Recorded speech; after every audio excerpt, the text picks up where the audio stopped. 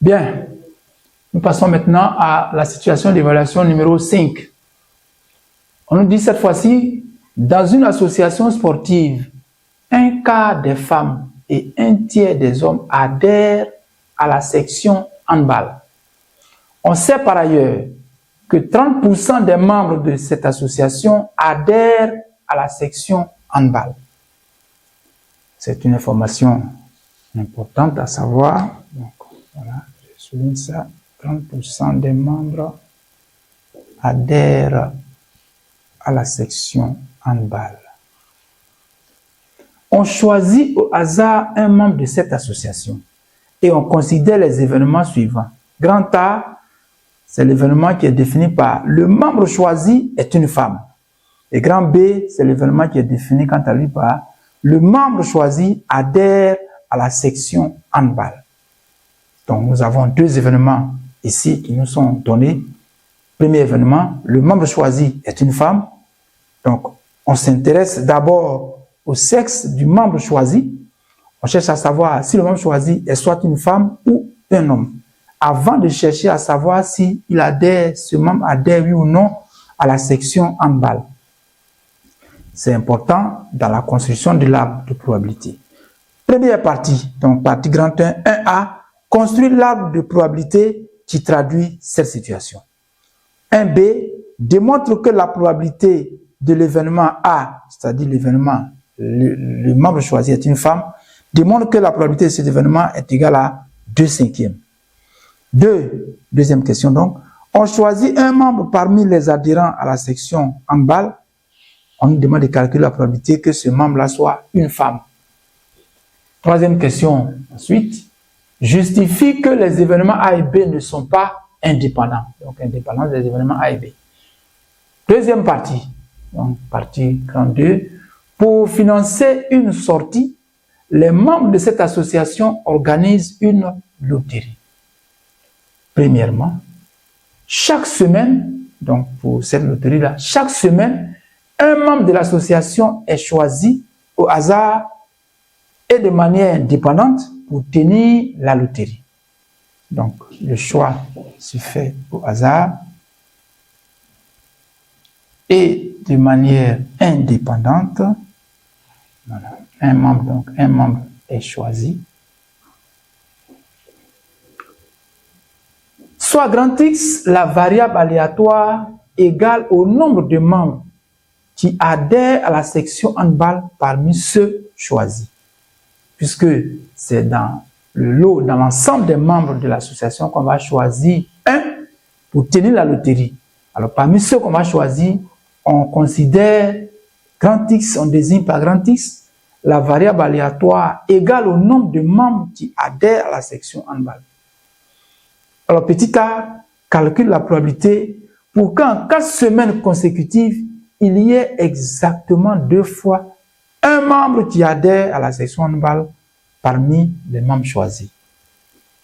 Petit b, soit P indice n, la probabilité qu'en n semaines consécutives, n est un nombre entier naturel non nul, il y ait au moins un membre qui adhère à la section handball parmi ceux qu'on aura choisis. Justifie, dans ce cas, que Pn, cette probabilité-là, est égale à 1 moins 0,7 exposant n. Et cette fois-ci, on nous demande de déterminer n0, le nombre minimal de semaines, pour que 1 sur Pn soit inférieur ou égal à 100 sur 99. 2. Pour cette loterie, on utilise une urne, c'est-à-dire une caisse, contenant 100 jetons indiscernables au toucher, dont 10 exactement sont gagnants et rapportent chacun 2000 francs. Les autres ne rapportent rien. Pour participer à cette loterie, un joueur doit payer 500 francs, puis tirer au hasard et de façon simultanée 2 jetons de l'urne. Donc, il doit tirer au hasard et de façon simultanée 2 jetons de l'urne. Voilà. Ce sont des détails importants à ne pas oublier. Ils nous permettent de désigner, de déterminer, de prévoir l'outil de calcul, l'outil mathématique pour pouvoir traiter ces exercices. Il reçoit alors 2000 francs après le tirage simultané de jetons de lune. Il reçoit alors 2000 francs par jeton gagnant. N'oublions pas qu'il va tirer 2 jetons. Les 2 jetons tirés sont ensuite remis dans l'une s'il veut éventuellement effectuer une autre partie de jeu. Soit dans Y cette fois-ci, la variable aléatoire égale au gain algébrique du joueur, et grand G, l'événement défini par les jetons tirés sont gagnants.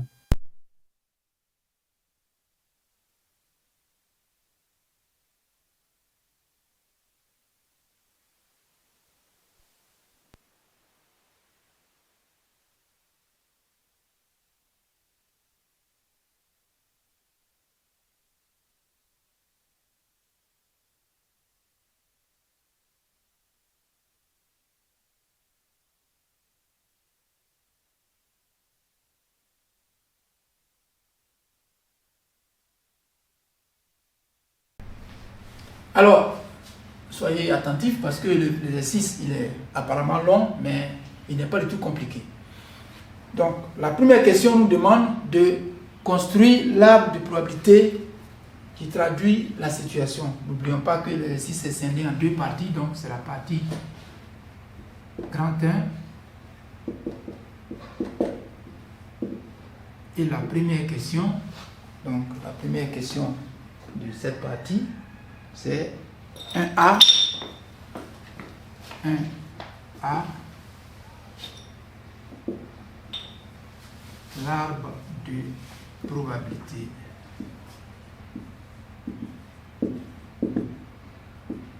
traduisant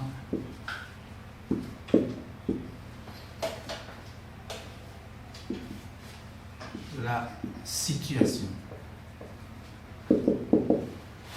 Alors, selon l'énoncé, un membre qui est choisi, on s'intéresse d'abord au sexe du membre, c'est-à-dire on cherche d'abord à savoir si c'est une femme ou un homme.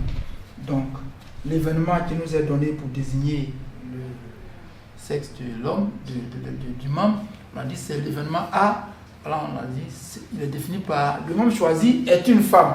Donc, c'est le membre choisi, soit c'est une femme, en ce moment c'est l'événement A, ou bien ce n'est pas une femme, donc l'événement contraire ça va être A bar. Alors, ou bien le membre choisi n'est pas une femme et cela correspond à l'événement A bar.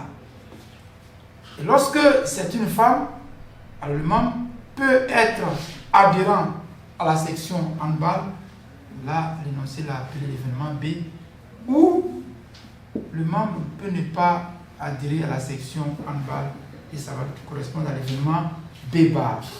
Quand le membre choisi n'est pas une femme, alors il peut adhérer à la section handball, ce qui correspond à l'événement B, ou il peut ne pas adhérer, cela donne l'événement B bar. Enfin, nous allons trouver les événements pour chaque chemin choisi. Lorsque nous prenons l'événement A suivi de l'événement B, donc le premier chemin, l'événement A et B, cela nous conduit à l'événement A inter B. Ensuite, l'événement A suivi de l'événement B bar, ça nous conduit à l'événement A inter B bar. L'événement A bar suivi de l'événement B nous donne l'événement A bar inter B. Et enfin, lorsque le membre choisi n'est pas une femme et qu'il n'adhère pas à la section handball, cela nous donne l'événement A bar inter B bar. Alors l'énoncé nous dit que dans cette association-là, un quart des femmes adhèrent à la section handball. Ça veut dire que nous devons nous placer dans l'ensemble des femmes et dans cet ensemble-là, il se trouve qu'il y a une proportion de un quart qui adhère à la section handball. Donc ça c'est la probabilité de l'événement B, sachant A. Donc on va écrire ici un quart. Par conséquent, l'événement contraire, c'est-à-dire l'événement B bar sachant A, ça va faire 1 moins 1 quart, ce qui nous donne 3 quarts. On nous dit aussi que dans cette association-là, un tiers des hommes adhèrent à la section handball. C'est-à-dire que sachant que nous sommes dans l'ensemble des hommes, il y a une proportion de un tiers qui adhère à la section handball. C'est la probabilité de l'événement B, sachant l'événement A bar. Et la probabilité de l'événement B bar, sachant A bar, ça va faire donc 1 moins 1 tiers, ce qui va nous donner 2 tiers. Et tel que l'énoncé est libellé, nous ne connaissons pas la probabilité de l'événement A. C'est-à-dire la probabilité que l'élément choisi soit une femme. Nous ne connaissons pas cette probabilité. Nous allons désigner cela par X. Par conséquent, la probabilité de l'événement contraire va donner 1 moins X. Voici donc l'arbre qui traduit la situation donnée par notre énoncé. Et là, on nous demande à la question petit b de justifier que la probabilité de l'événement A est égale à 2/5.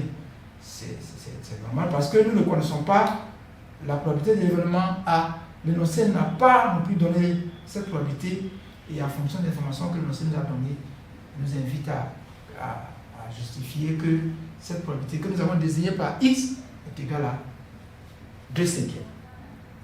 Alors, nous allons utiliser le fait que l'énoncé nous a donné comme information capitale que dans l'association, au sein de l'association, là, il y a 30% des membres qui adhèrent à la section handball. Donc nous connaissons la proportion des membres qui adhèrent à la section handball. Or, pour qu'on ait l'événement, le membre adhère à la section handball, ça peut être un membre qui est une femme et qui adhère à la section handball, ou bien un homme et qui adhère à la section handball. Donc nous allons utiliser la somme des probabilités de ces deux événements à partir de la propriété des probabilités totales pour tirer donc la probabilité de l'événement A. Donc on va écrire petit b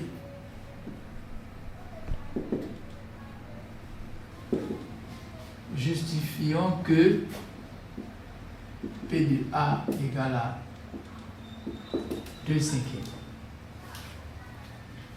Alors nous allons dire que d'après la probabilité des probabilités totales, la probabilité de A inter B plus la probabilité de A bar inter B est égale à la probabilité de B. Et c'est cette probabilité-là qui est donnée à l'énoncé, à savoir 30%, donc 0,3. Nous allons donc détailler ces différentes probabilités-là. La probabilité de l'événement A inter B, ça correspond à la probabilité de l'événement A multiplié par la probabilité de l'événement B sachant A. Et la probabilité de l'événement A bar inter B, ça nous donne la probabilité de A bar multiplié par la probabilité de B sachant A bar. Et tout ça, c'est égal à la probabilité de B. Ce que nous cherchons, que nous ne connaissons pas, c'est la probabilité de l'événement A. Donc nous allons tirer cette probabilité et l'exprimer en fonction des autres probabilités. Puisque la probabilité de B sachant A est connue, c'est 1/4. La probabilité de A bar, nous ne la connaissons pas également, puisque cette probabilité contient l'inconnu X. Donc ces deux-là, nous devons les exprimer par leur expression respective dans notre rédaction. Alors, la probabilité de A, nous l'avons désignée par X, et la probabilité de B sachant A, c'est 1/4. Donc, X que multiplie 1/4, plus la probabilité de A bar, c'est 1 moins X, donc ça nous fait 1 moins X, que multiplie la probabilité de B sachant A, c'est 1/3. La probabilité de B sachant A bar, donc pour moi, c'est 1/3. Et la probabilité de l'événement B, c'est 30%, donc 0,3. Et nous allons développer ici, ça nous fait 1/4 de X plus 1 multiplié par 1/3, ça nous donne 1/3, moins X fois 1/3, ça nous fait moins 1 tiers de x, et ceci égale à 0,3.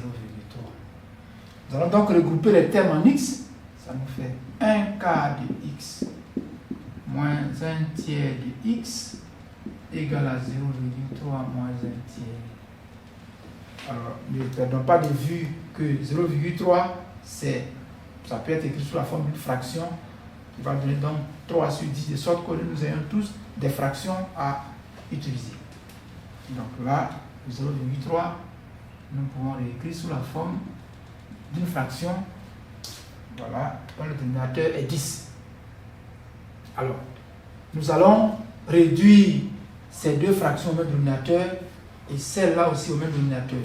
Et si le dénominateur commun, ça va être 12, c'est le PPCM de 4 et 3. Donc, nous allons avoir, c'est 4 fois 3 qui donne 12, donc nous allons avoir 3x sur 12, donc 3x sur 12. Et ici, c'est 3 fois 4 qui donne 12. Donc, ça va faire 1 fois 4, donc ça fait 4x. Là, nous allons multiplier par 10. Nous allons réduire le dénominateur. Et le dénominateur commun, ce sera le PPCM de 10 et 3. Donc, ça va faire 30. Voilà, donc ici, on va avoir 10 fois 3, c'est 30. 3 fois 3, 9. Moins 3 fois 10, c'est qui donne 30. Donc, moins 10.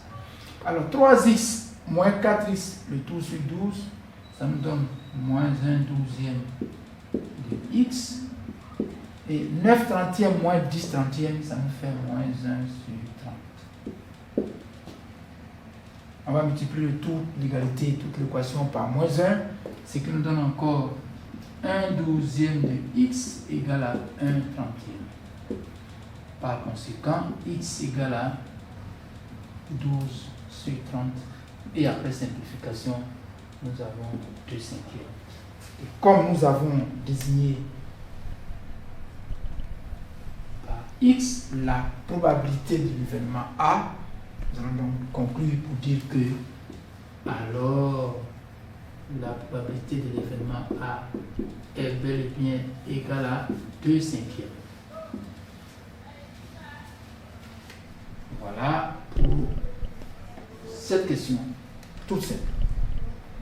Nous allons passer maintenant à la question petit 2.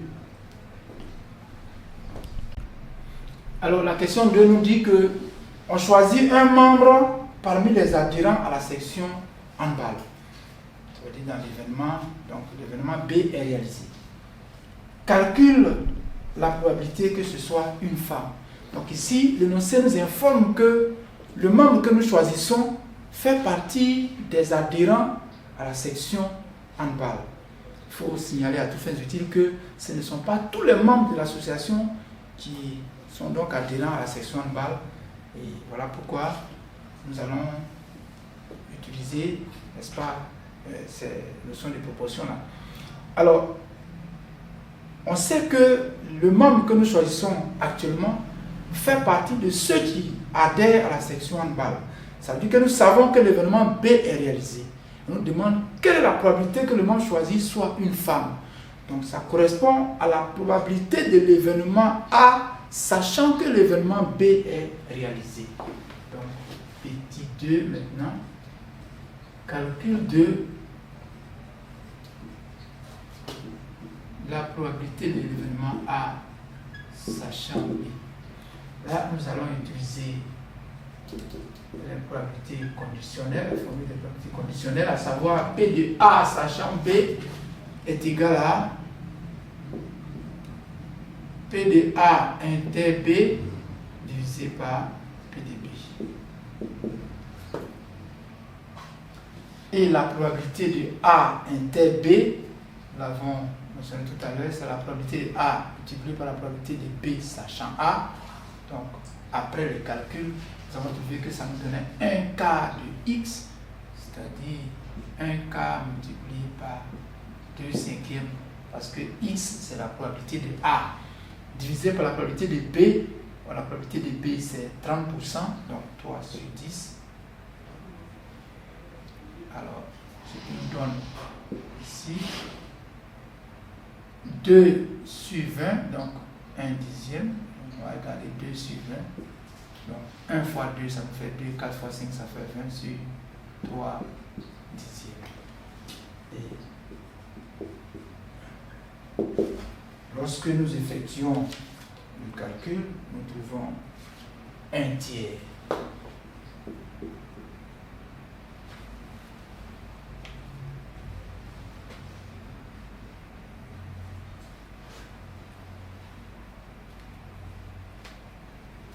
Voilà. La question suivante, c'est la question numéro 3. On nous dit de justifier que les événements A et B ne sont pas indépendants. Donc, la question 3 nous parle de l'indépendance des événements A et B.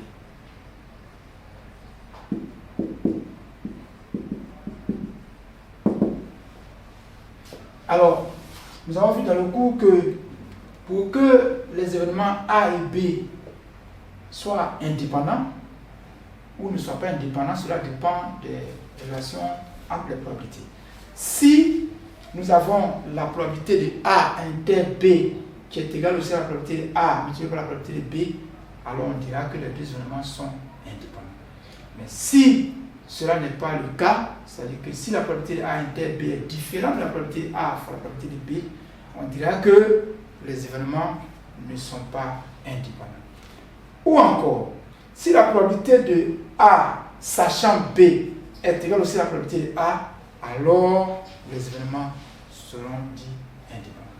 Alors, nous savons que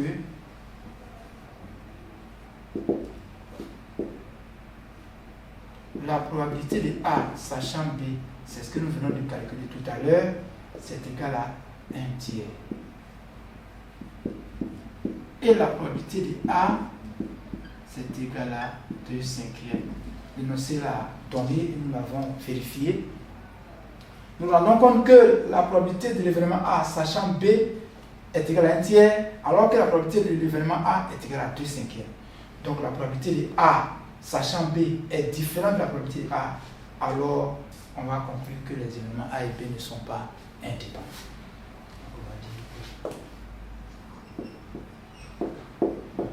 P de A sachant B est différente de la probabilité de A, alors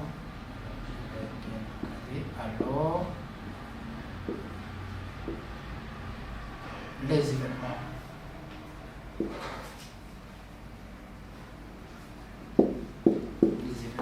A et B ne sont pas indépendants. Ça veut dire qu'ils sont liés. Voilà. Voilà ce qui met fin à la partie 1, donc la première partie de cet exercice. Nous allons passer à la deuxième partie, donc partie 32.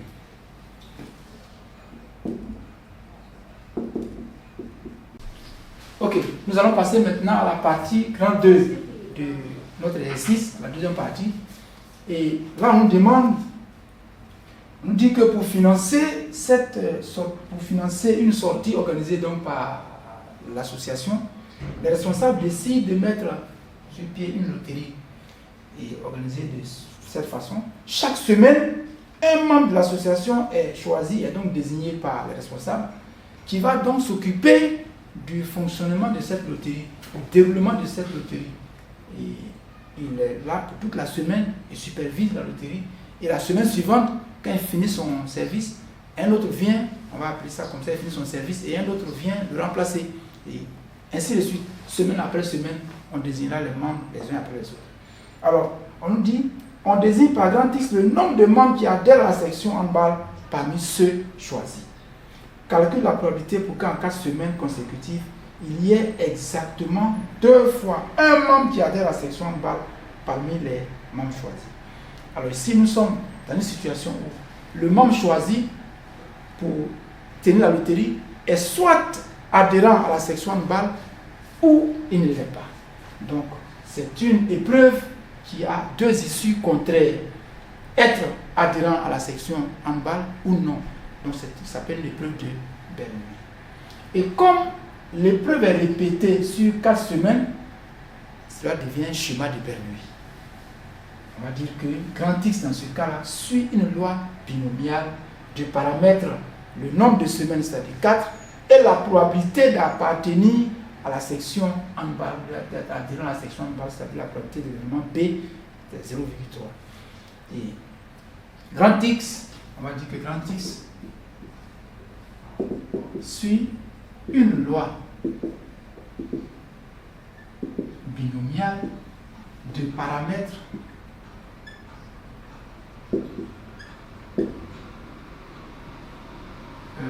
n égale à, donc le nombre de semaines n égale à 4 et petit p égale à la probabilité de b, c'est-à-dire 0,3. Donc la loi de probabilité de grand X est donc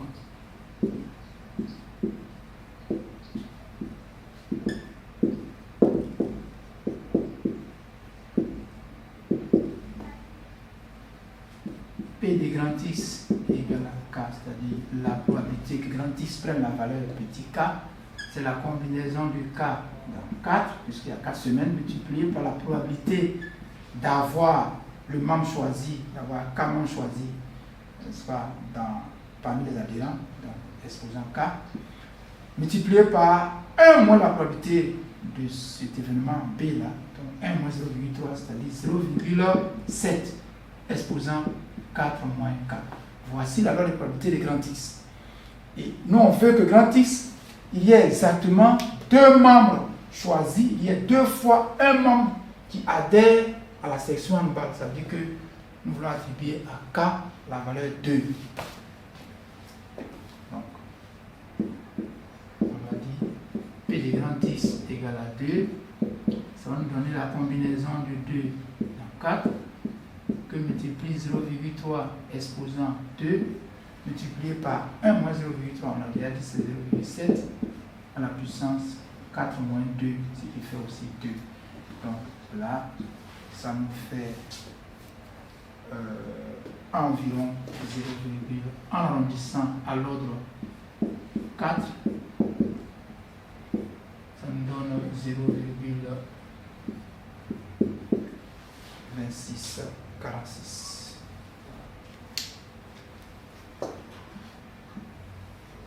Voici la probabilité d'avoir exactement 2 fois un membre qui adhère à la section balle parmi ceux choisis. B, soit P indice N, la probabilité qu'en n semaines consécutives, n étant un nombre entier naturel non nul, il y ait au moins un membre qui adhère à la section balle parmi les membres choisis. On nous demande de justifier que P indice N est égal à 1 moins 0,7 exposant N. Donc, petit b.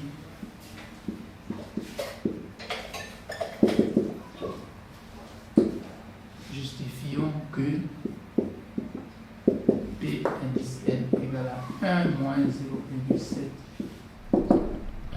Rappelez, c'est la probabilité qu'en N semaines consécutives, il y ait au moins un membre qui adhère à la section handball parmi tous ceux qu'on aura choisis au cours de ces N semaines.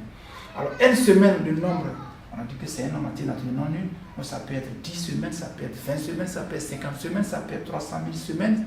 Si nous devons faire la somme de toutes ces probabilités, ben on ne va pas en finir.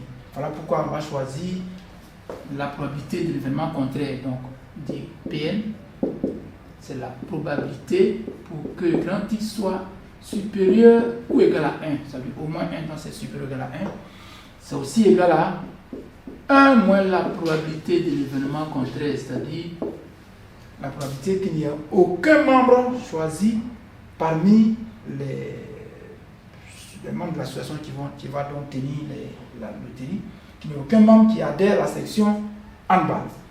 Donc, nous allons passer ici.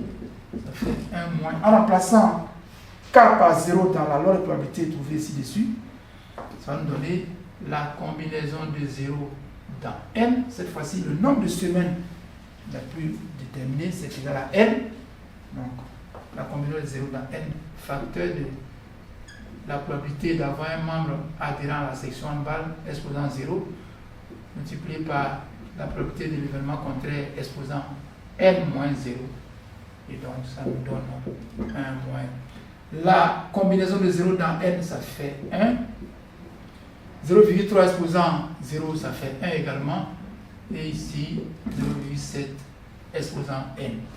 Donc, voilà pourquoi le résultat final est 1 moins 0,7 à la puissance n.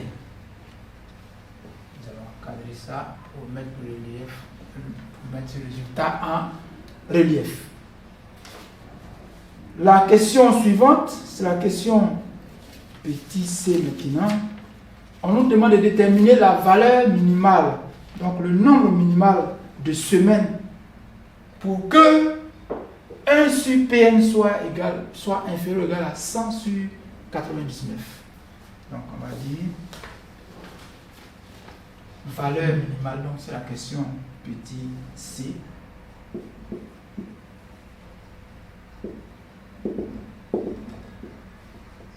Valeur minimale. Bon, c'est la Pn0 de n pour que 1 sur Pn soit inférieur à 100. C'est ce que nous avons trouvé ici. Donc, si quelqu'un n'a pas pu trouver cette relation, bon, c'est pas grave, ce n'est pas grave. C'est pour cela d'ailleurs que l'énoncé donne l'expression, donne la valeur, l'expression littérale, pour qu'on puisse l'utiliser, parce que cette question C-là dépend de la question précédente. Alors ici, on va dire que 1 sur Pn est inférieur à 100 sur 99. Alors, comme nous avons deux fractions qui sont rangées dans cet ordre-là, qui sont composées de nombres essentiellement positifs, on dit que lorsque deux nombres positifs sont rangés dans un ordre donné, leurs inverses sont rangés dans l'ordre contraire.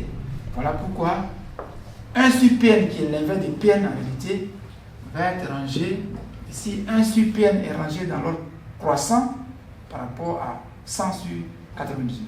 Donc, Pn et l'autre fraction, sur l'inverse de la fraction 100 sur 99, seront rangés dans l'ordre contraire. C'est-à-dire 99 sur 100. Alors, dire que Pn est supérieur ou égal à 99 sur 100, Pn a pour expression 1 moins 0,7 à la puissance n est supérieur à 0,99. 99 sur 100, c'est 0,99. Ce que nous cherchons ici, c'est le nombre de semaines, le nombre minimal de semaines, donc la valeur de n. Or, n se trouve être en exposant ici. Alors, nous allons isoler donc, cette expression qui contient n là. Ça va nous donner moins 0,7 à la puissance n est supérieur ou égal à 0,99 moins 1. Le 1 va aller de l'autre côté. Ce qui fait encore moins 0,7 exposant n supérieur ou égal à 0,99 moins 1, ça nous donne moins 0,01. Et nous avons une inégalité où les membres sont tous deux négatifs. Nous allons multiplier les membres de cette inégalité par moins 1. Et comme moins 1 est négatif, on nous a enseigné dans les classes antérieures, notamment en troisième, que lorsque nous multiplions les membres d'une inégalité par un nombre négatif, l'inégalité change de sens. Nous obtenons une nouvelle inégalité de sens contraire. Donc ça va nous donner 0,7 à la puissance n va être inférieur à 0,01. Et à ce stade, nous avons besoin de n et il se trouve que le n est un exposant. Nous allons utiliser une fonction que nous allons voir un peu plus tard dans les leçons à venir. Nous allons donner une propriété de cette fonction-là. Alors, on va mettre ici en remarque et donner la propriété de la... Il existe une fonction que nous allons utiliser qui va nous permettre d'avoir la valeur de n à notre portée. Et cette fonction-là, donc, on va mettre ici remarque.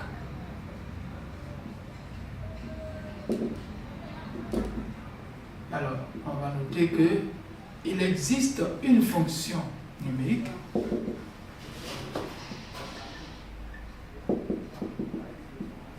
notée, je vais noter en rouge, petit l, petit n, comme ça se lit ln, on va voir la signification un peu plus tard, c'est la fonction logarithme népéré. Alors, ça s'abrège, ça s'écrit en abrégé petit l, petit n, et cette fonction-là a une propriété assez intéressante, telle que donc, pour tout entier naturel, petit n, et pour tout nombre réel strictement positif, petit a, on a donc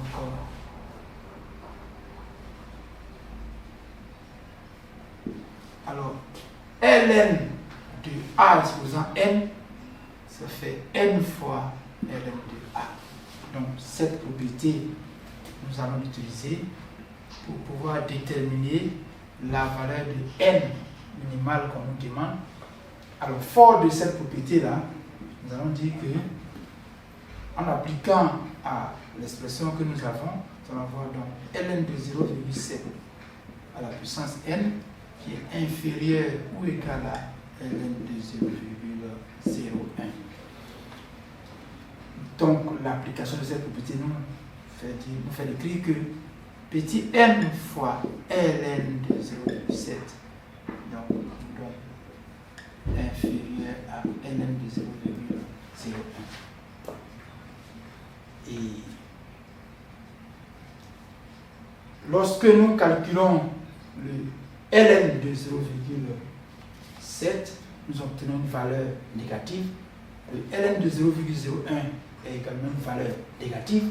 Alors, je vous ai dit tout à l'heure que nous allons voir la propriété de cette fonction un peu plus tard, mais nous pouvons néanmoins donner, n'est-ce pas, une valeur arrondie à l'ordre, on va dire à l'ordre 3 de chacune de ces valeurs-là. Donc, on va écrire que le ln de 0,7, ça nous donne moins 0,357, on va prendre l'ordre 4, 5, 6, 7, voilà, comme ça.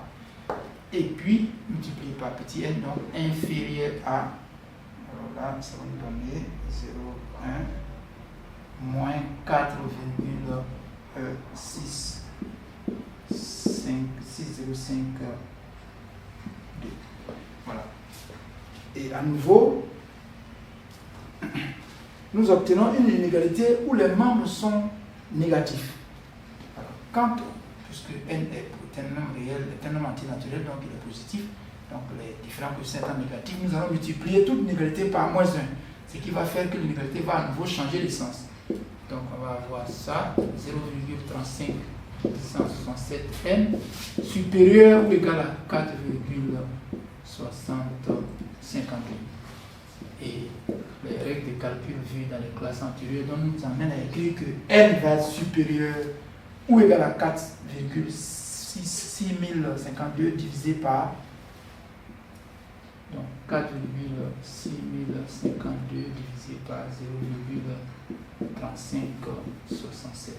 Et ici, nous obtenons à peu près n supérieur ou égal à 12,91.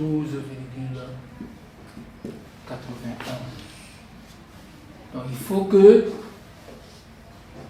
n soit supérieur à 12,91 pour que nous ayons la condition demandée au départ, à savoir 1 sur n inférieur à 100 divisé par 99.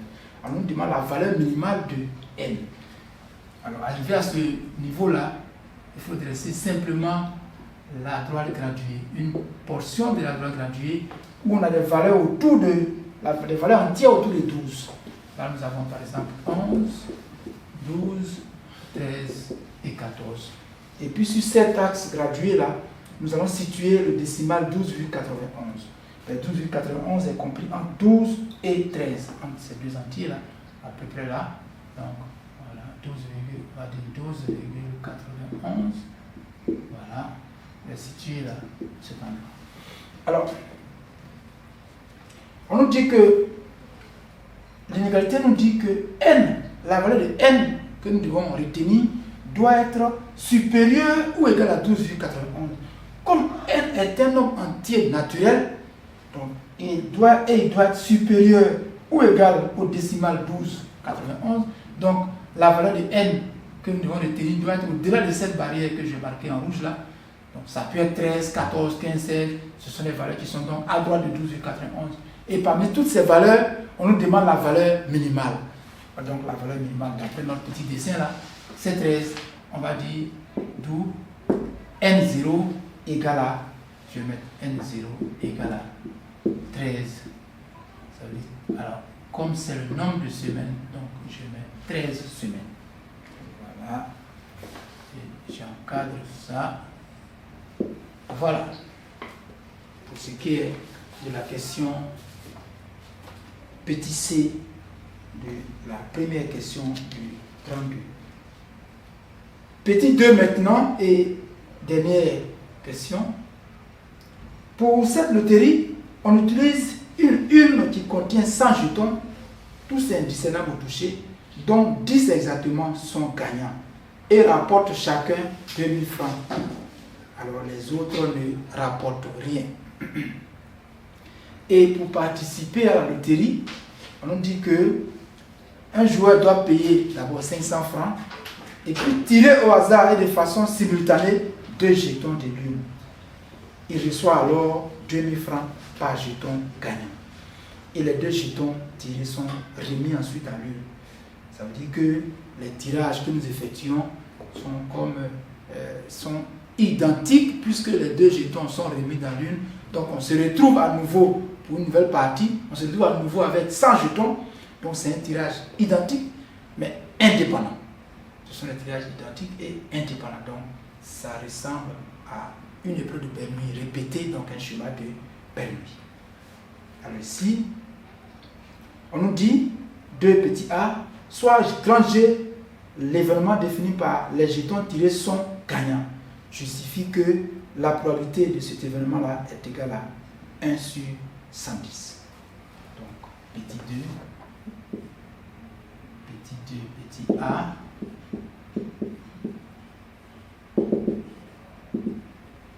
Justifions que P de G égale à 1 sur 110.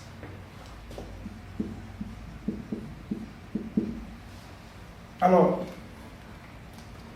P de G, c'est donc la probabilité que les 2 jetons tirés soient gagnants. Et pour que les 2 jetons tirés soient gagnants, comme le tirage se fait simultanément, donc les 2 jetons sont tirés ensemble, l'outil mathématique qui convient ici, c'est la combinaison. Et donc ça va faire le quotient, le cardinal de l'événement G divisé par le cardinal de l'univers oméga. Et le cardinal de l'univers oméga, c'est le tirage simultané des 2 jetons parmi les 100. Donc ça va faire la combinaison des 2 jetons parmi 100. Et pour que les 2 jetons soient gagnés, il faut qu'on les tire tous les deux parmi les 10 qui sont gagnants. Voici donc la valeur, la probabilité pour que les 2 jetons soient à la fois gagnants. Donc lorsque nous effectuons les calculs, cela nous donne 45 sur 4950. Après simplification, nous obtenons 1 sur 110. Voici donc la probabilité d'avoir 2 jetons gagnants lorsque le joueur effectue son tirage. La question petit b, on nous demande de déterminer la loi de probabilité de la variable aléatoire grand Y. Alors, il ne faut pas oublier que grand Y, c'est la variable aléatoire. Une valeur négative ou elle peut être même nulle. C'est c'est ce qu'on appelle un gain algébrique. Donc une valeur algébrique, c'est ça. Alors nous demandons d'établir la loi des probabilités de grand Y. Alors avant d'établir la loi des probabilités de grand Y, nous devons déterminer les valeurs prises par grand Y. Donc je vais ici petit b. Loi des probabilités, on va mettre la loi des probabilités de la loi de. Nous avons besoin des valeurs prises par grand Y.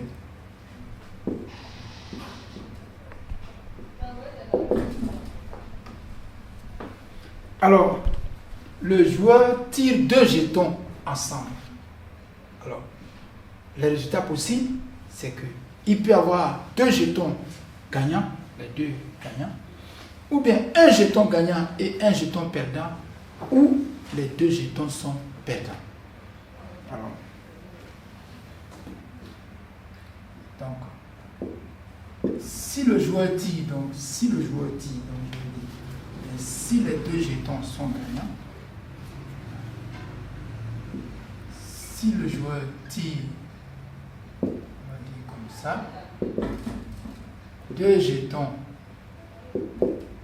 gagnants, alors grand Y égale à, alors on dit que quand il tire 2 jetons, si un jeton est gagnant, il lui rapporte 2000 francs. Et bien avant ça, il paye 500 francs pour participer au jeu. Donc grand Y va donner 2000 francs fois 2 moins 500 francs. Voilà. Donc je vais écrire un peu en arrière pour avoir de la place. Donc je vais écrire ici. Alors, grand Y égale à 2000 francs fois 2 moins 500 francs. Alors 2000 francs fois 2, ça fait 4000 francs, moins 500 francs, ça fait 3500 francs. Voici la première valeur, ou l'une des valeurs du grand Y. Si le joueur tire un jeton gagnant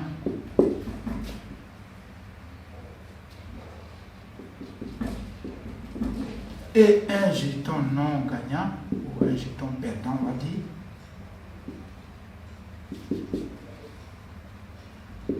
alors grand Y est égal à 2000 francs fois 1 pour le jeton qui est gagnant,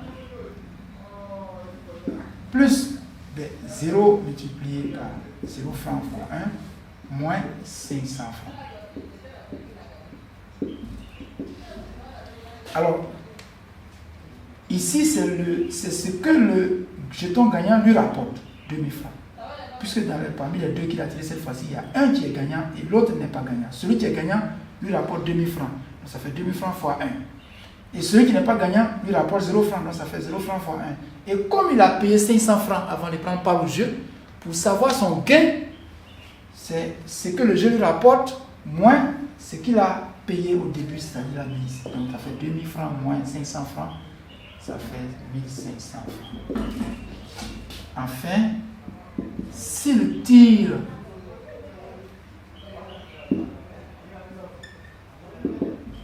deux jetons perdants,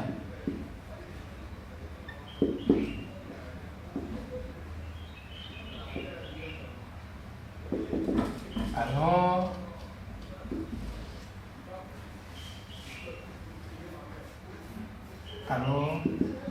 grand Y égale à 0 francs multiplié par 2 moins 500 francs. Puisque les deux jetons sont perdants, donc chacun rapporte 0 francs, moins 0 francs fois 2, ça fait 0 francs, moins 500 francs, moins les 500 francs qu'il a donné, qu'il a payé au début, ça fait donc un gain de moins 500 francs. Voilà, c'est donc un gain négatif, donc une perte. Alors, nous pouvons dire que les valeurs, l'ensemble des valeurs du grand Y, c'est donc moins 500, 1500 et 3500. Et la loi des probabilités, donc on va dire, c'est la probabilité pour que grand Y prenne chacune des valeurs là. Donc ça fait la probabilité que grand Y soit égal à moins 500. Et c'est la probabilité que le joueur tire 2 jetons perdants.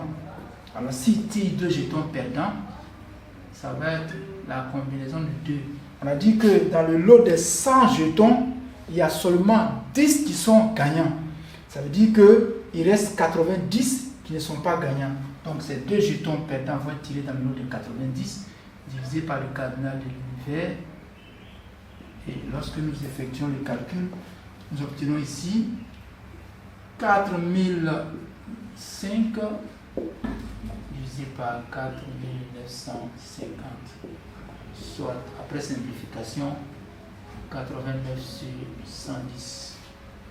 La probabilité pour que grand Y soit égal à 1500, c'est la probabilité d'avoir un jeton gagnant donc parmi les 10 et un jeton perdant parmi les 90 divisé par le cardinal de l'univers. Donc là, ça fait 10 fois 90, ça fait 900 divisé par 4950. Après simplification, nous obtenons 2 sur 11 ou encore 20 sur 110. On va écrire sous la forme de fraction du même dénominateur pour que la vérification de nos calculs soit plus aisée. Toujours dans la loi de probabilité, la dernière valeur de probabilité, c'est la probabilité que grand Y soit égal à 3500.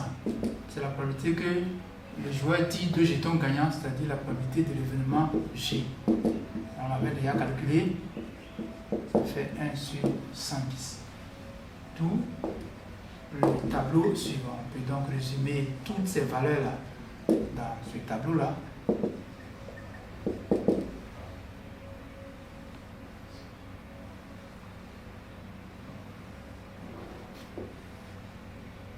Alors c'est grand Y égal à petit y et la probabilité pour que grand Y prenne chacune de ces valeurs. La première valeur la plus petite c'est moins 500, ensuite 1500 et 3500 sont les valeurs de grand Y. La probabilité de grand Y égale à moins 500, on va trouver 89 sur 110. Ensuite, la probabilité de l'événement grand Y égale à 1500, c'est 20 sur 110. Et la probabilité de l'événement grand Y égale à 3500, c'est 1 sur 110. On peut vérifier aisément que la somme de ces probabilités donne 1. 89, puisque ce sont toutes des fractions du même dénominateur, on va additionner donc le dénominateur. 89 plus 1, ça fait 90. 90 plus 20, ça fait 110. 110 sur 110, ça nous donne 1. Donc, nos calculs sont justes. Petit C maintenant, vérifie que le gain moyen du joueur est égal à moins 100 francs, puis interprète le résultat. Donc, petit C, c'est une question à 2 volets. D'abord, une vérification que l'énoncé nous invite à faire. Donc, vérifions que... Alors, le gain moyen, puisqu'on nous a dit que la variable aléatoire grand Y est le gain algébrique du joueur, ça fait que la moyenne de ces gains, c'est ça qui va être le gain moyen. Or, la moyenne d'une variable aléatoire, c'est ce qu'on appelle l'espérance mathématique. Donc, grand E de grand Y, vérifions que c'est égal à moins 100 francs. Donc, on sait que, bien là, l'espérance mathématique de grand Y, c'est la somme sur I, avant de 1 à 3, donc, de YI fois PI. Donc, la somme des valeurs de grand Y fois leur probabilité. Donc, moins 500 que multiplie 89 sur 110 plus 1500 multiplié par 20 sur 110 plus 3500 multiplié par 1 sur 110. Alors, comme toutes ces fractions ont le même dénominateur égal à 110, nous allons faire le produit des numérateurs et en faire la somme après. Moins 500 fois 89, ça nous fait donc moins 44 500.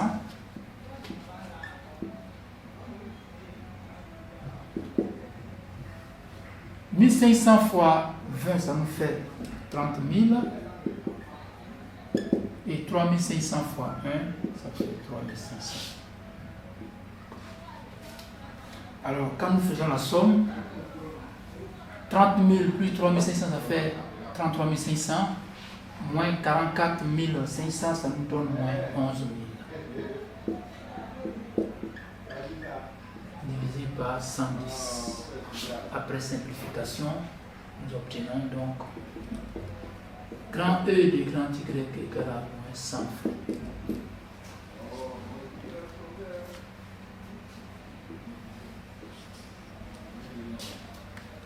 Et le deuxième volet de la question, qui était donc la dernière partie, l'interprétation du résultat.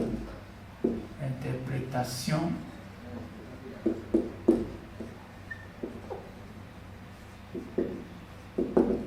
du résultat. Nous constatons que la valeur trouvée est négative. Or, c'est la moyenne des gains du joueur. Si la moyenne est négative, ça veut dire que le joueur perd. Le joueur perd en moyenne 100 francs sur plusieurs parties. Donc le jeu n'est pas favorable au joueur. On va dire que E de grand Y est négative. Alors, le jeu est défavorable au joueur. Par contre, il est favorable à l'organisateur. Donc, il perd en moyenne 100 francs sur plusieurs parties.